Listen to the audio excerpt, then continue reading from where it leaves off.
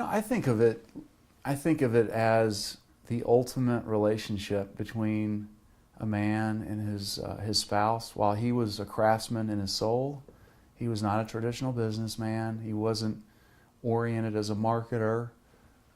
His vision was to try to make a bourbon he'd be proud of, to try to produce a handmade, handcrafted bourbon, full-strength bourbon that you could hold on your tongue without blowing your ears off.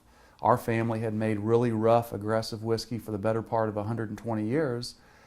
He had been a big part of that operation, leading the T.W. Samuels distillery, and he just simply wasn't inspired by making whiskey that was equally horrible as all of the other distilleries. And while he was a craftsman, he had a unique vision. He simply wanted to make a bourbon he'd be proud of, proud to share with many of the other distillers who were his friendly competitors.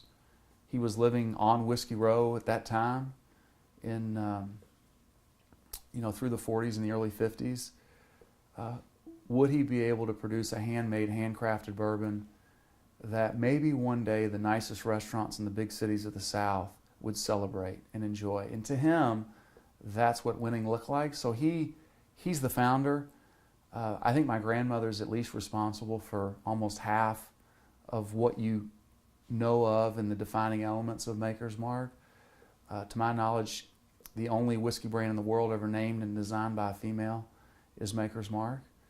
And while this distillery operated as the Samuels Distilling Company for those first handful of years, it was my grandmother, Marge Samuels, who created the name, designed the bottle, and her inspiration was to be as thoughtful about the bottle design as he was about his handmade bourbon. And here we are today, 2013.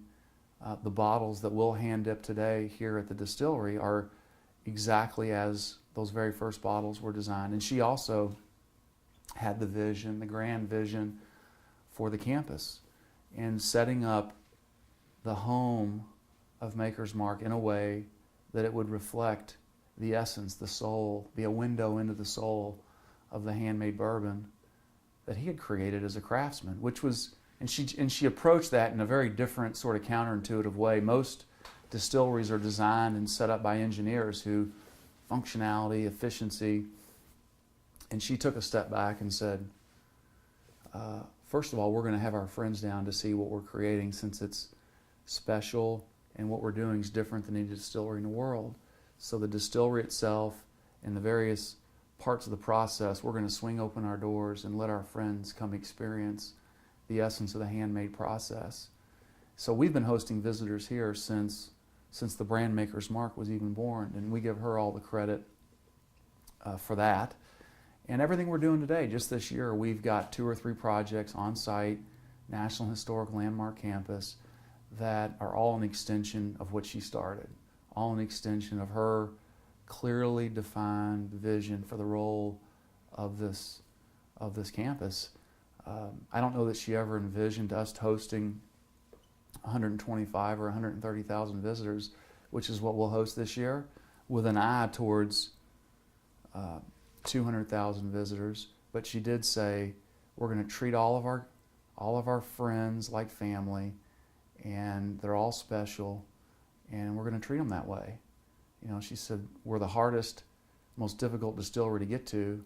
Folks go out of their way to find us. We need to go above and beyond to show them some hospitality.